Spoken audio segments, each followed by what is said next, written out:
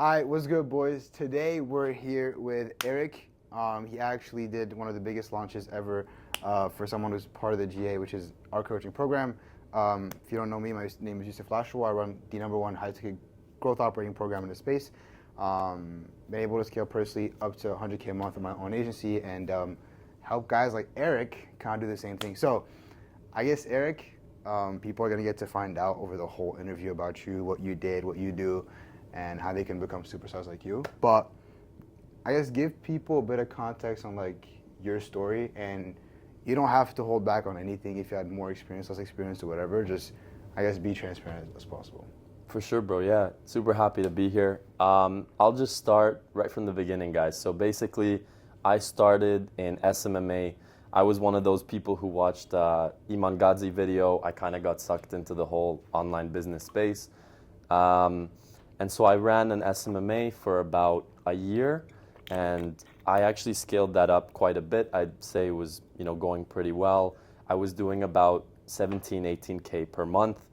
But the problem I had, and this is probably what most of you who have tried SMMA feel as well, is the fact that I had to manage so many different clients at once, and the fact that I knew those clients could leave me at any given point. I knew I kind of had to transition and find something that was more long-term, something that would stick a bit longer. And anyway, so I came across some other people like Sander Stage, Eddie Cumberbatch, all these guys talking about this growth operating, growth partnering, all the different names, IPGA, you've probably heard it all. You actually were in their programs, right? Yeah, I bought both. You bought both programs. Both yeah. programs, back to back. I'm an avid course buyer, so I'm like, yeah, it looks good, buy it. And it's so funny because everyone that we do an interview with, most of the time, they end up saying the same thing. I'm like, yeah, guys, I just buy info all the time. Like, I just buy shit, and then when it works, it works. I guess I will say that's like a somewhat smart way of going about it. I think people kind of ignore the fact that like a lot of the reason why we do well, we just say fuck it enough times until like one day it makes sense. But anyways, let's go back to what you were gonna say. I guess give a bit of more input as to like you did SMMA. I guess you did like decently well. SMMA, it's like you have your first run, you get clients. What annoyed you with SMMA where it was like, because you found out about geo growth operating, whatever. Why did you think it was better? Yeah, so I think the biggest thing for me was I hated the fact that your clients could kind of leave you anytime, and your service becomes like a commodity because so many people are doing SMMA. You're just one of a million other agency owners who approach these businesses, and I hated that. I also hated the fact that all the retainers were small. Like each client is paying you like $1,000-$2,000 a month, and you really need to stack them up. Like you need like 20, 30 clients to make good money. And they all barely make money because their businesses suck most of the time. And also one other thing is you have to like coach them on how to do marketing and run a business, you know what I mean? Because they don't know how. You have to like basically run the business for them without getting any of the reward back. Yeah. That's like, I guess what I took, because I was in SMA too, like a couple agencies, it just didn't really work out. So like why, because I had my moment where I found out about Geo and I was like, wow, this is amazing. How did you find out about it? So I believe the first person I came across who was talking about all this was Sander Stage with the IPGA stuff. And that was basically less about, working with coaches, and it was more about just working with whoever would teach anything. So a guy could be teaching fishing, and you could go build him a fishing course, or a guy could teach like, I don't know, how to make water guns, and you could make him a water gun course. You know what I mean? So more of like the model of just anyone can teach anything and just make him a course. Yeah, exactly. Yeah, that's the IPJ. That's why I go against the IPJ model, because at the end of the day, it's like they don't have a following. So like I think the whole big point of growth operating is you basically work with someone who has buyers ready to freaking buy, and you're just converting. When it's like if they don't have an audience, you're pretty much just like selling to nobody. You're selling them on the course, but there's no lifetime value with the client because they're not going to sell the course to anyone, or if they do, it's like a little bit. And most times, if they don't have a following, they're just bad at marketing. So there's no point even doing that. So that happened, and then you went to a to Eddie, to Creator Accelerator with Eddie Cumberbatch. I I think I found him through the same way, just like scrolling. Yeah. I bought Sanders' course and not the best, let's say that, right? So I was like, okay. I kind of had a bird's eye view of what this is all about, but I was like, this isn't really going to work. So then I saw Eddie, like the perfect timing, and I joined that as well. Yeah. Right, so I joined that, and it was similar but different in the fact that this is when you have to find people who actually have an audience. And School. yes, so I joined there, pretty much, and tried that out for a bit. I landed a client pretty early on, but not a good client by any standard. It was not a good client, and I think that the biggest problem was I was thinking about the short term and like making some quick money up front rather than thinking like, okay, can this guy make money 2 years from now, 5 years from now? You know what I mean? I think you get stuck. A lot of guys get stuck in the process of like just wanting to have a client. Like that's like the biggest thing I think that I realized. Like, I wanted to ask you about that. Is like how, because a lot of people don't realize you lose out on a lot of time in your business. You waste so much time because you just don't have the right client. That's just like, to me, I think that's generally the thing. I think that's why you ended up doing fucking 62K in like 48 hours. But like, how important to you was it to like pretty much get the right client? Extremely important. It's extremely important. Like, that's the thing, and I feel like I myself had it all backwards in the beginning. Like, this is something I had to realize, was that it's not just a client. It can't just be anyone. Yeah. Like, it just can't. And again, like I said, I was thinking like 5 minutes ahead, getting that setup fee, which is nice, flexing to everyone, oh, I landed a client, because everyone likes that. But it's like, no, it's better to take 2 or 3 times as long to find a good client than to just rush it and just go work with anyone. That's what I feel like. Okay, so what happened between then and you sliding into my DMs? Yeah, bro, good question. So I started working with this client. We actually never launched. So we never launched. The health guy. The health guy, yeah. It was the health guy. Yeah. We never launched because I realized a couple weeks into it, like, this is not going to work. Yeah. Like, it's not going to work. And again, I'm not gonna talk too much on, Eddie and the whole group, but it wasn't really sufficient with what I felt would help me succeed, at least in the long term. Yeah, I think for a lot of people it's a good eye opener. Yeah, definitely. I think it's a good eye opener. I don't think it's like people always ask me about it. I get DMs and I'm just like, I think it's just different marketing, different people. I think it's just an eye opener for a lot of you guys. To even realize, wow, people have an audience, whatever. I'm not the viral guy. Like, I just honestly, I don't enjoy making viral content because I just get people who don't know. I'd rather work with people who know what they're talking about somewhat. They just don't have the leverage, and it's like way better. Which is why I make way more sophisticated content. I don't like yab sessions. I'm like, 10,000 Rolex. Like that's just not me. So I don't mind others doing it for me, to be honest. So I guess What happened in between then? So, like I was saying, I knew I needed something else, and I needed to find a different client. But for me, I would say that outreach was, I don't know if that's the thing I needed the most help with. It was more like, what do I do after? Unfortunately, I didn't know how to run all the systems, and a lot of the SMMA knowledge, which is heavily like ads focused. I needed much more than that, because that's not enough to launch with a new client. So I knew that based on what is in Eddie's group, that's not really sufficient for me to really launch big. I wanted to launch big. Like, I was kind of tired of like a little money here and a little money here. I wanted a big launch. So I think I saw one of your YouTube videos first. I saw your YouTube before your Instagram. Okay. And that was where you were wearing the ski mask. Ski mask? Actually. Yeah, Bro, you were wearing that ski mask one. Yeah. And anyway, I saw you breaking it all down, like step by step. I saw some of the results, and then I think I sent you a DM. Yeah, and you were mad skeptical, bro. Yeah, I think at that point you were like tired of buying shit. I was, bro. You were tired of buying shit, which I felt, honestly, I felt it. I remember, because you sent me the guy. You were skeptical, bro. He texted me a couple times, and you ghosted me. He texted me, you ghosted me. I'm like, all right, bro, this guy is just trying to play the snow bunny game. I remember you sent me the guy. You're like, can we do something? And then we finally had the chat, But I guess the main question is like, why? Because you bought all this info stuff and everything, and what made you pull the trigger on us? Because we're more expensive than like probably both of them together. Yeah, I think the biggest thing was, well, it was actually two things. Number one, when I spoke to you, I could feel like you knew what the heck you were talking about. Yeah. And the other thing was I spoke to you directly. I wasn't speaking to Yeah. a closer or anything. I was speaking Yeah. to you. Like you shared your screen, you showed me in the group, and I was like, wow, there's a Yeah. lot in here. Yeah, all of our calls, I just show the course, I just show everything, because I have like nothing to hide at the end of the day. Yeah. The worst thing to do in info is sell someone on something, and then they get in, and it's like, damn it, bro, I didn't expect this. That's like the worst thing across all the offers I ever ran. I mean, we've been doing it for like years, so at some point you realize like transparency is the best thing. So that's what I do, and I guess that's why we have such a like satisfaction success rate, if you want to call it.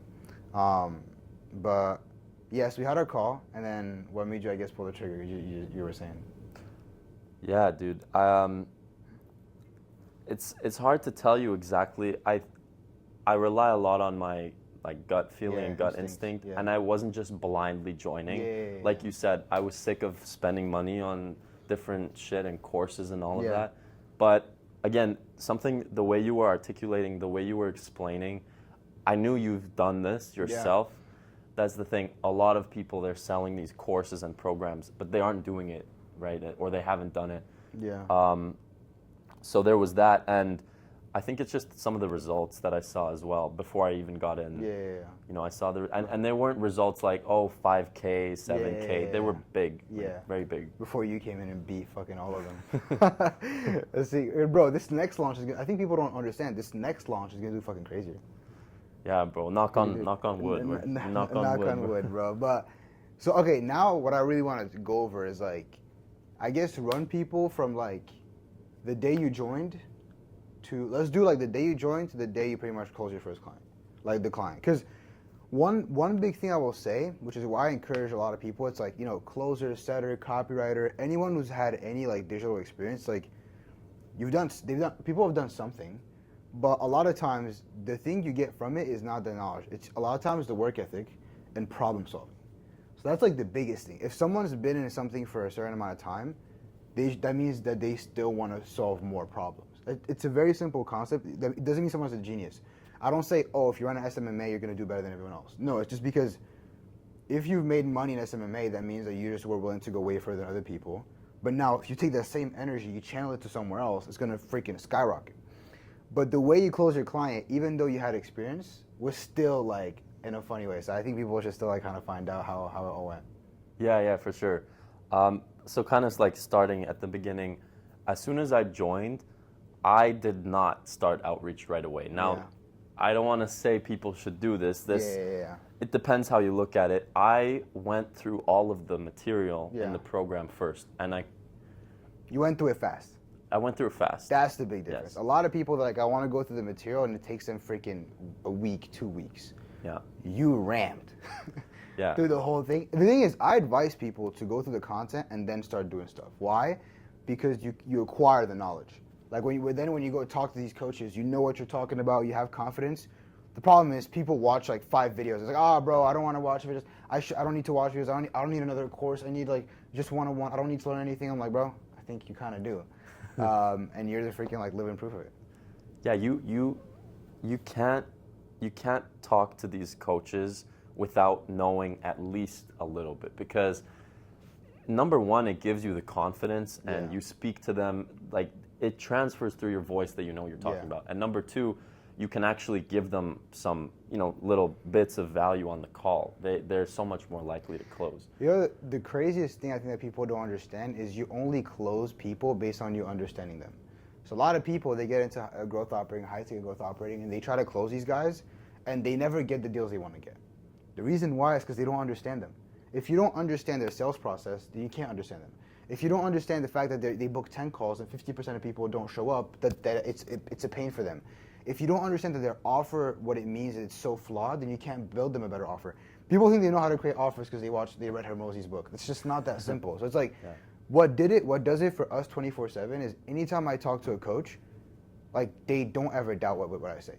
Because I know them. Like, I literally know them like the back of my hand. You know what I mean? And if you know someone like the back of your hand, it's like they'll trust you. You know? If you can talk to someone, it's like someone who's, it's gonna be a bit weird, right? But it's like someone who's depressed, right? If I know that you were depressed too, and you went through a lot of bullshit, but you still came out of it, I'll trust you, right? Because you're gonna understand what we're talking about, and I'm genuinely gonna want to talk to you. If it's some random person I don't know, or you don't, or the way you're speaking to me doesn't feel like you've ever really been depressed, what do depressed people do? They start fighting off. They get mad, they fight off, you don't understand me, da, da. And coaches are the exact same. Like, not making money is a form of depression. Like, it's a form of depression. It really is. When you have an audience and you're not making money, bro, it's tough, bro.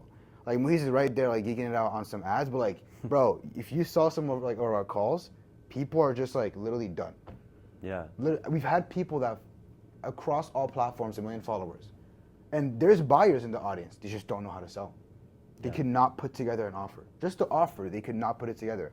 And I think if people understood that, that's why I tell people, guys in the J, watch the modules. Because the module is not to, like, watch more content. It's basically so you understand them. And the more you understand them, the more you can pitch. And the more they'll freaking pay you. And the better the launches will even go. Anyways, now I'm yapping. Going back to, I guess, tell people now how you actually close the creator. Yeah, so we're talking about my main client right now, Yeah, right? Yeah, so should I just spill everything? Do you want, I mean, if you don't, do you want to give out the script, or do you want to, I don't know if I would give the script, because the guys in the group are probably like using it. It's unfair to them, in my opinion. Yeah. But what I would say is what gave you the idea to create the script. More so what you tried before, what you seen worked, more from of like, what were you thinking about and the angle that you chose to take? For sure, yeah. So I basically, after I went through the videos, the modules, the content, all of that, I started outreach. And at the start, I was kind of doing what everybody else was doing, just the typical DMs and all of this. But very quickly, I was like, okay, I need to do something like very different, very kind of not used. And I did a couple things, but I decided right away that I shouldn't target the other side of the coin. I should target women rather than guys, right? So everyone is sending messages and emails to male creators and male coaches and everything male. It's just, I don't know, whatever. But I was like, okay, why don't I try women? Why don't I start sending outreach to women, right? And very early on, I actually, I didn't do much outreach to females before I closed the client. And again, I don't remember the script off the top of my head, but it was pretty quirky. Like, it was a little quirky, and it was a bit funny. And, when someone opens a message like that, it's just different. It's very different. It's tempting to answer. Yeah, exactly, yeah. So I basically sent that same message on TikTok, on Instagram, and I also sent an email with that exact same message. I just copied and pasted it. And I got the response on TikTok. Out of everything, which was really weird. But she probably saw the email and other stuff, for sure. Probably. I think people don't realize that, like, it's sometimes it's less about how many people you DM, but the quality of the volume. So you did that was smart. But she didn't close that easily. What happened? Dude. So it took 5 calls to close her. I told you this after it happened. But it was so worth it. Yeah, it was worth it, but it took 5 calls. And these weren't like 5-minute calls. These were like full-on like 20, 30, 40-minute calls. But yeah, I mean, there was a lot of skepticism on her end. She's pretty big in her space, and so she kind of needed like a lot of reassurance and a lot of what if this and what if that and what if this. The funny thing is, people don't know there's way more women coaches. We were just telling me this. There's way more women coaches than men coaches. Yeah, I didn't even know that. No one knows. People avoid it, but that's the best. Women just buy more easily. Just like they buy, they're a bit more emotionally, they're a bit easier to be reassured. Men are way more logical. Men are way more men are just annoying, bro. Like the other day, like. Yeah, there's way more female coaches. So it's like, people don't even know. And thing is, the female coaches thing is only one specific niche. There's so many different type of coaches that you can go after. but the niche just needs to make money. You know what I mean? And we've had that multiple times with marriage coach, like Army veteran coach. I guess you're one. I don't want to release it to everyone because it wouldn't make sense. We had like this kid. His name was like right? He runs like the internship one. Offers. There's offers in private equity that rip. There's a guy that helps you open your own fund, $25K up front. Wow. To open crazy. a fund, and they just do your paperwork, and they charge they pay way less. There's a lot of like smaller niches in how you do it, but you closer, right? How much is the setup and percentage again? The setup, I believe, was 2K. Wow, solid. Might be wrong. I don't remember. Yeah. I know the rev share. The rev share is 25%, Yeah. but the setup I think was 2K. Yeah, and Yeah. so the day you close, I remember you're kind of like stressing a little bit. You're like, what did I do? Yeah, I was stressing a lot, bro. What happened? All right, so what happened between then and the actual launch? Yeah, so our plan was to launch like 2 weeks after. Yeah. Go fast, make it quick. We took about 3 weeks because I just wanted to make sure everything was super dialed in, review everything, test everything. So basically, from closing her to launch was like 3 weeks, pretty much 3 weeks. That's not bad. Yeah. Typically it's like 14, but I mean, for your first, I think someone that big, you're better off doing a better launch than not as good. So I guess that makes sense. And then, can you, I guess, tell people how did you separate the launch? Like, what are the different things you did? Obviously, you don't have to go into too much detail because we don't want to like give out too much sometimes. But what are like the different things you worked on?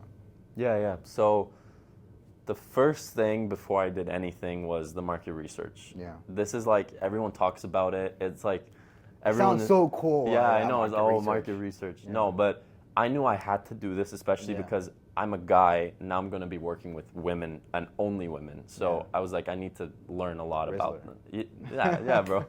But I actually, Mohiz can talk about this too, right? Yeah. But I was asking him all these questions and I was stressing like all of this. How do I set up market research? What's the best way of doing it?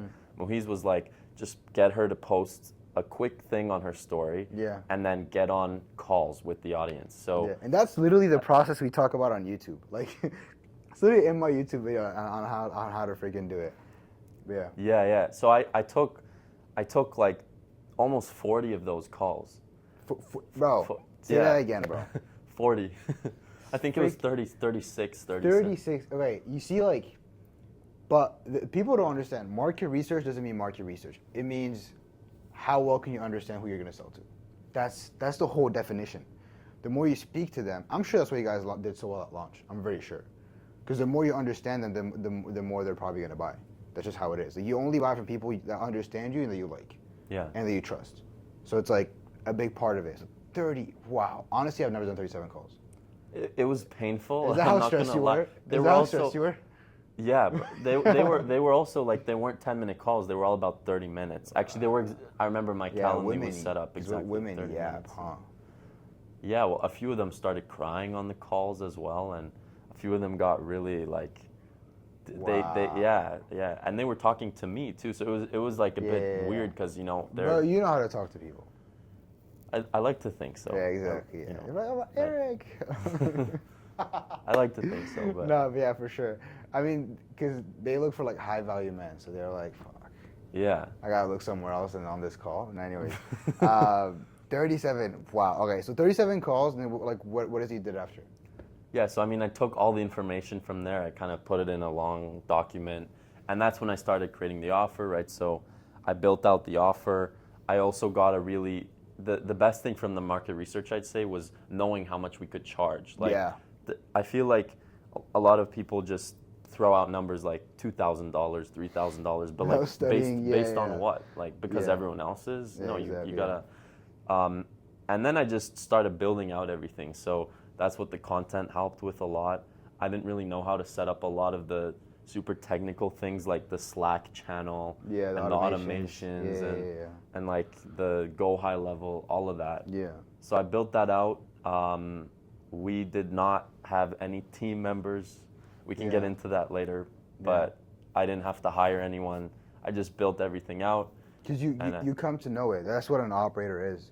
I think a lot of people are like, oh, I should hire out all these stuff. And I'm like, sometimes people don't understand, and it's better off to know more when you're learning. Like, it's not a bad thing to learn about ops because you understand. Now it's like people don't understand. It's like when you do a launch now. I remember after the launch, right? We're gonna get to it, but like after the launch, you had so much knowledge. I was like, what the hell? You're like this, and it was ops, it was marketing, it was sales, and if you guys, you were able to tell me exactly why you lost money, and that's something that's so important. People are always like, bro, I don't need to watch these videos. I'm like, you probably want to because you don't understand that, hey, maybe we're losing out on money because we're not tracking this, right? People sometimes don't track the no-show rate. They don't have anywhere to track it. They don't have anywhere to track payment plans. They don't have anything. If you can't do that, it's like, how can you scale? Right? And then they have to do your sales side, the marketing side. If you can like actually understand the three of them, you don't have to be the best at the three. I don't think you have to. I think you're probably not the best ops guy. No, definitely but not. You have an idea of like, how can we scale? How can we operate better? And so it helps you to like actually fix problems. Okay, so market research, and then you planned out the launch, the content, everything else.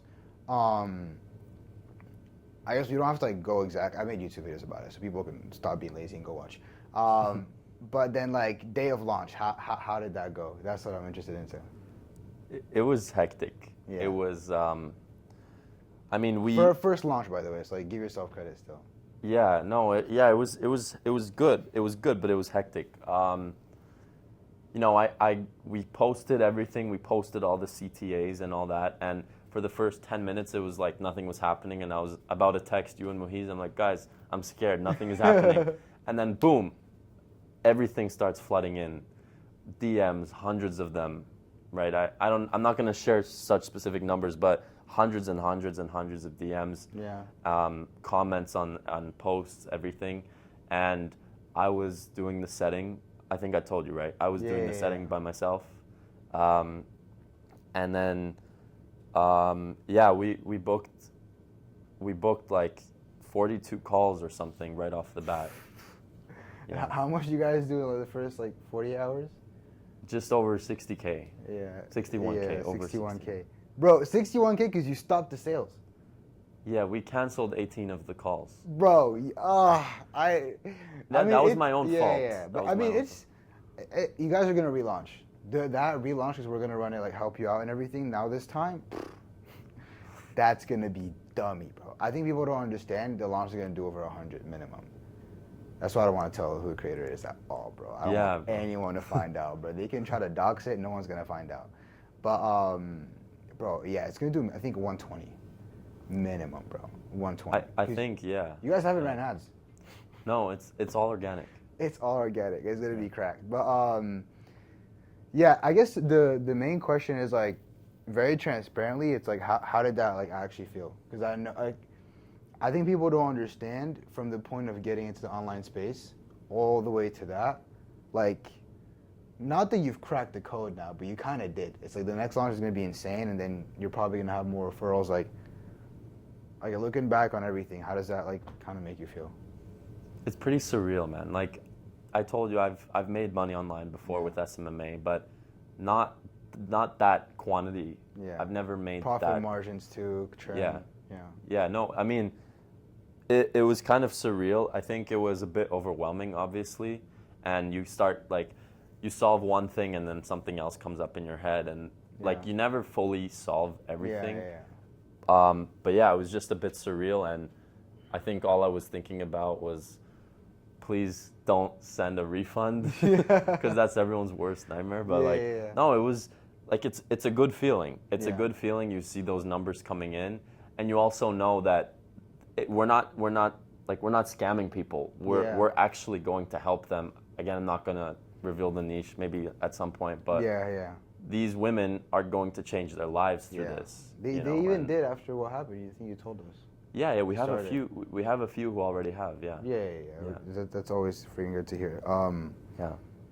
Yeah. I mean, it's still crazy to me. I'm not gonna lie. I remember. I think I just woke up and I was like, "What the hell, bro?" Because you told me all the calls booked, and I was like, "All right, people can book calls, but what's gonna happen after it?" And I just, bro, 41K. I was like, I think everyone was going crazy in the group. Yeah. I think that's the win that has the most reactions. Maybe. That's the one that has. Maybe. Not maybe, bro. You know it has the most reactions. You're trying to be humble about it. But yeah, and well, I guess two things I want to ask you is kind of like the you've seen a lot of guys in the group. You've seen a lot of space. You've been in this space for a minute. What do you feel like is the main mistake that people make getting into geo or even online business in general? I would say. Yeah, the biggest, and I've made this mistake myself. Again, it's chasing that quick money. It's thinking 10 minutes ahead and 1 week ahead and 1 month ahead, rather than 1 year ahead, 5 years ahead, 10 years ahead. Yeah.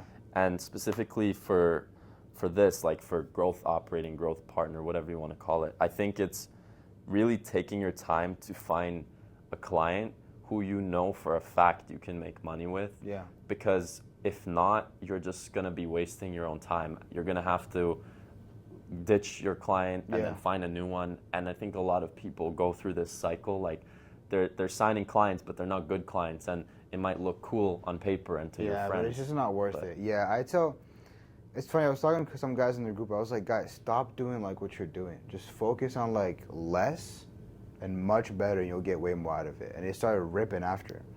And funny enough, like I think Preston, he closed a client like 3 days after. He's like, bro, it works. And I was like, yeah, it works, bro, because people can see when you're taking your time out to reach out to them. People can see like, all right, this guy did not do this to everyone else, right? With the way you send the loom, the way you word things and everything. So that's always good to hear. I guess one thing in more specific is how long do you see yourself, like, I guess, being a GO, and why do you believe in this market so much? Yeah, I think the reason it's so lucrative, at least the way I see it, over SMMA and over all these other models, is because again, it depends what kind of client you sign, but you're basically weeding yourself into someone else's business. Like you're placing yourself, and with that comes all of the knowledge and the systems. And like you can't, if you're successful with a client, there's no reason why they would ever get rid of you. Like if anything, you'd need to get rid of your client. Yeah. Their whole business is dependent on you. I think that's what I like most about it, is you're like the glue that holds their business together. Yeah. And even if they were making like 50K a month before you came in, if you're now making 100K per month with them, why would they ever get rid of you? Yeah. You know? Yeah, especially you're partnering with people. I think it's partnerships. That's what makes it worth it. Yeah. And you're carrying such a heavy weight. You know, I've had my own operators. It's like people can carry such heavy weights. It's like you don't ever want to get rid of the person. I think people sometimes are just not willing to grow as an operator. They're not willing to learn enough. They keep on doing the same thing. They never get into ads, and it's like you're not really gonna get anywhere. But I guess a more juicy question is, what is it that you feel like? How much time do you feel like you saved by like joining the GA and not like doing what you were doing before? Months, easily. Months, if not years. Yeah. Like I said, when I joined these other programs like Sander and Eddie and all this, I felt like I was doing stuff, but I wasn't really getting anywhere, and the months kind of went by. Like I was probably, it was probably like 3-4 months of that before I joined the GA, and it was kind of just this hamster wheel of like a little outreach here and like not really getting anywhere, and then I signed that client I told you about, and it wasn't a good client. Yeah. So I'd say months, especially like you have everything. I keep talking about this, the content, like there's nothing that you don't have. Like every question. And dude, I'm not someone that is easily amused. Yeah. Like I don't just go around hyping definitely. everyone up. Yeah, I can tell. But there, like every question that I had was answered there. And if it wasn't, maybe there wasn't, I would text you and you'd get back to me and tell me. You know? And it's funny because I think what we do, people can apply it to all programs. We're not the biggest program, but we have more results than the whole scales combined. Which I don't realize sometimes. You just tell me the other day, you're like, bro, you don't realize enough what you guys have been able to do. It's like, holy shit, still. Like we have, I think if out of all the other students, we have like what, 10%? If you count, like we're at what, we're like 145 now or whatever. Yeah. Since like February, and we have more results than everyone together. It's like crazy, but it comes down to the factor. I think a lot of people who get into info don't understand you have to build a real product. You have to build something that's self-sufficient. So it's like for us now, anytime there's a question, we have an answer to it. Because every time we used to get questions, people get annoyed. Oh, these guys are annoying. They're asking all these dumbass questions. If they ask a dumb question, it's because you probably don't have a smart answer, right? Or a simplified answer. And so I think the biggest thing, I guess, for us, it's just been anytime you get a question, all right, what can we make out of it? We probably did something wrong or probably missing something. So we just added. And now it's like if you have a question, it's pretty much there. But then there's always at scale, you have personal questions. So it's like most guys who start to launch offers and do well, like we will help more hands-on or whatever because like you have a big problem and you did your effort. It's always interesting to see, but yeah, bro, like it's to me, bro, it's surreal, honestly. Like it's like yeah, it's surreal, bro. I remember the first time we met and you were showing me the other guy. I'm not gonna lie, I was like, this guy is definitely smarter, but like I didn't know you had that edge to you. Very transparently, I didn't know you had that edge. He just kept on going on. I didn't know you were outreaching. I thought, bro, for a minute I thought you were gone. I remember in the beginning. I think you remember. Well, right? I wasn't really active. Yeah, you weren't active. I was like, bro, Eric's gone, and then he just come back. It's like, guys, I have this girl, guys. Hella calls we had this girl, and it just did really well. But yeah, I guess the most common question that I get every single time is like, well, it's info. So people, I guess, hesitate to join the GA. There's always multiple reasons. They'd rather do it by themselves, or they feel like it's more accomplishing to do it by themselves, or they don't feel like it's worth the investment. Whatever it really is, what would you say to, I guess, people who are like hesitant to work with us? Yeah, I mean, the simple answer is obviously there's no reason for you to be hesitant. Like, again, I can speak from my own experience. I don't think there's anyone who was more hesitant than I was. Yeah. But I think trust me, I could tell. Yeah, bro. Like everything we've spoken about here, I feel like it speaks for itself. Yeah.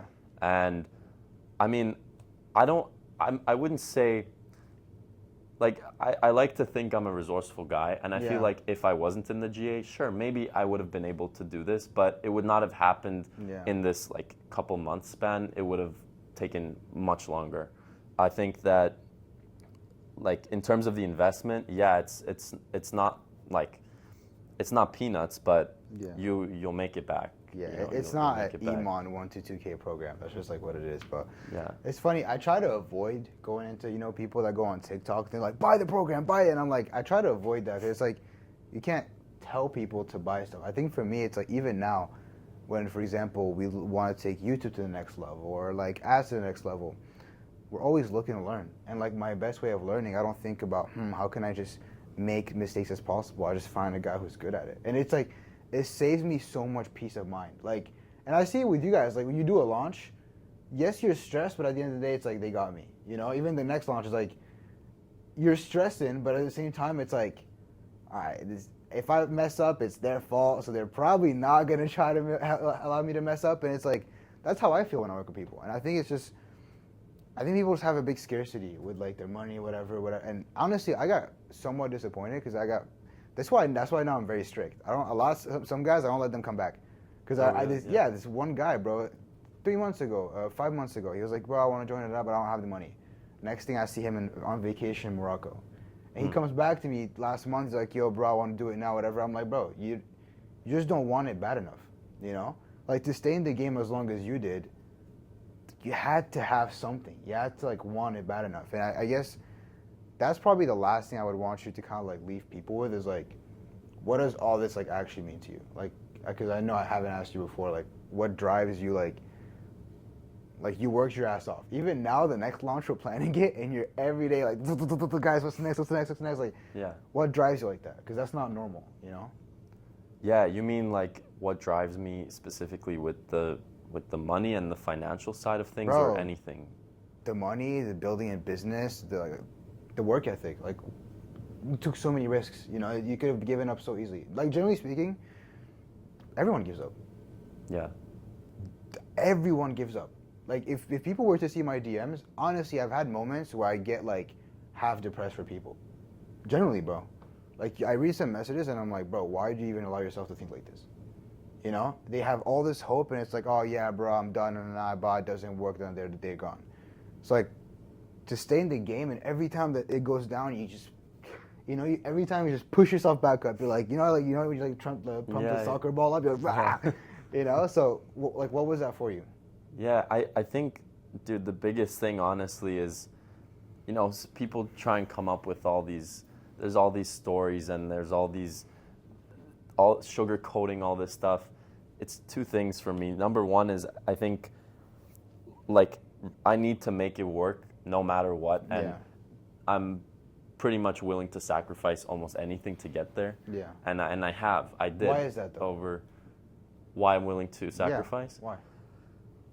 I think it's because this, for me, you can probably tell by now, but I'm thinking very long term. Yeah. And everything that, brings you pleasure and everything like that, a lot of it is short term and a lot of it will go away. But this is something that I really want to turn into a long term thing. And also, I'm not afraid to say it, but I like the money. I like the money. And obviously, we realize, bro, Greece, Mykonos, well, no, dude, I feel like a lot of people, there's this, like, bad thing, like, you can't admit it. Like, you have to say, oh, I want to retire my parents and I want to retire my friend and all of this stuff. But that's the truth, you know. Everything requires money. If you want to help your family, money. If you want to freaking save the world from cancer, you need to raise money.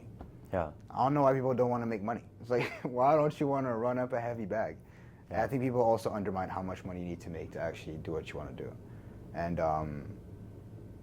I guess, leaving people off, what's your next goal? What should people look forward to? I'd say my goal is, I want to have this next launch with the client that I have, right? Mm-hmm. And I really want to systemize that. So I want to try and remove myself as much as possible because right now I'm very involved. Mm-hmm. And then I think I want to get maybe one or two more clients that are like this. I really want to try and remove myself from as much as possible. Over time, yeah. Yeah, exactly. And yeah, I mean, I'm using this mainly as like a cash flow machine. Yeah. And then later, I don't know, I want to maybe put that money into something else, start something else, whether that's like investing into something, not crypto, but... Bro, this is one of the smartest answers that I get, bro. You'd be shocked. People in online money, bro, it's extremely irresponsible with their money. So, yeah, it's good to hear. It's good to hear. Bro. But I mean, like, sometimes you can't plan everything, right? You have to just do what you can right now. In the moment, and then just do what you got to do. So, anyways, we don't want to bore people. But leave people off with, like, one message. What would you leave them with? One message, like, if you had to like talk to the old Eric, like from a year and a half ago, 2 years ago, like, what would you say? I think the best thing I could tell you guys is, I'm assuming most people watching this are around our age, around our generation. You will never have this opportunity again in your life to either start something, build a business, make money online, right? Mm-hmm. Now is the time, because for most of the people watching, like, maybe you're living at home, you don't really have massive expenses. As soon as you turn, 25, 30, you now have a family, you have kids to worry about. Like, you will not have this opportunity again. I think that's the biggest thing, is take advantage right now, because you won't get this chance again. You really won't. I think it's being grateful. I think a lot of people, they don't realize if you have a phone or a computer, you should be super freaking grateful. I came from Yemen, so like I've seen people that have like nothing, and you go there and like people are walking like dusty ass sandals, like old consoles. People don't have a chance. Like, if you think about it, we were born in a first world country. People don't have a chance to do anything. Yeah. That's what I get, because in our family, it's not normal to do what I do. It's not normal to sit in front of a camera and talk and do all these things, right? It's like, do something different. And I always get asked, like, what drives you? And for me, it's like, what doesn't? Like why shouldn't it drive me? Like, why should I go for the minimum?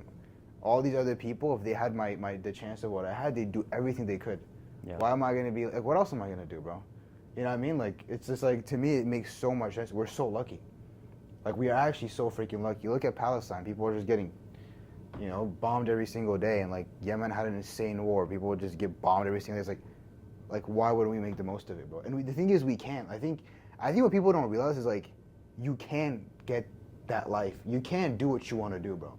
Like I used to literally when I was like, well, when I was younger, like I say younger, it's like 3-4 years ago. You think like, all right, I want to be whatever hotel I want to be at, right? We came here, we couldn't get a studio. We're like, all right, we'll just book the suite. And it was like a band, and it was like, all right, it's fine, right? But like stuff like that, it's not the craziest thing in the world, right? But you can legit do whatever you want, and we have the tools.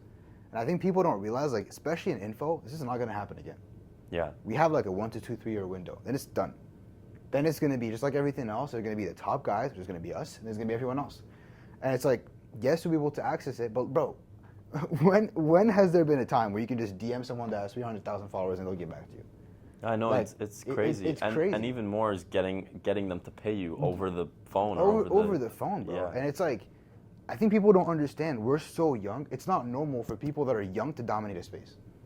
Yeah. There's no 40-year-olds in this space. There's no 50-year-olds. There's no BlackRock in this space yet. There's literally, they're not. And so it's like, we have the opportunity to be the pioneers of it. And to take, bro, it's not normal for guys our age to just get into a business model and then, done. We just did a 100K launch. I made $35,000. Yeah. I mean, someone's salary in a freaking like week. You know what I mean? Like, we did 95 last month, right? It's not normal. And I think people don't understand, like, there's a gold rush. Luke Belmar talks about it. They love to put in, there's a real freaking gold rush where guys our age can just get into it. It takes 2-3 months of learning, and you can make like 10-30K a month. Yeah. And that's like the biggest thing. So that's what I want to leave you guys off with. Again, I could ramble on because I see all the DMs, bro. So like a lot of stuff, like I take it a bit personally, and I just, the biggest thing for me is just don't regret anything, bro. Just don't have any regrets. Like anytime, like nowadays I sit here and I have work to do, like I don't ever regret it, bro. Like even though it was like annoying, bro, and it was such a headache, I just don't ever regret it. But I regret the moments that I didn't work. I regret the times where I got lazy, and that's the hardest part. You were telling me about when you were traveling. You're like, shit, like, you know what I mean? You have that thing where it's like, I'm not making the most of my opportunity. Yeah. And so, yeah, but boys, it was a good chat. We'll put Eric's Instagram down below. I think we might be like, you're going to be making a video on your next launch? We might be documenting you a little bit. I'm trying to, yeah. Yeah, I'm trying to do You're, that, yeah. Bro's a busy man. And so hopefully we'll document it. So I'll put your IG below. If they want to see your YouTube, they can too. Sure. And yeah, if you guys have questions, as per usual, you can send me DMs on IG. I get back to them when I can. If you have questions for Eric, unless you mind answering some questions. No, I don't mind, guys. You don't mind? Yeah, you don't me have a- a choice send now. me I a- just told them to DM you. But yeah, guys, it was good talking. Hopefully you guys got the most sauce out of this today. And yeah, I'll see you boys soon. If you guys want to join the GA and pretty much get the same experience that Eric got and that like all the people in the group got, you can always check out all the student interviews in my group on our YouTube. And if you guys, maybe you don't have the funds, which not everyone does, or someone's working a job trying to get the funds, then you can always go to my YouTube. I have a bunch of free value, a bunch of videos on how to launch creators, getting them pretty much anything you can imagine. I do my best to answer you guys the questions. But boys, until then, Yousef, Eric. see you guys soon.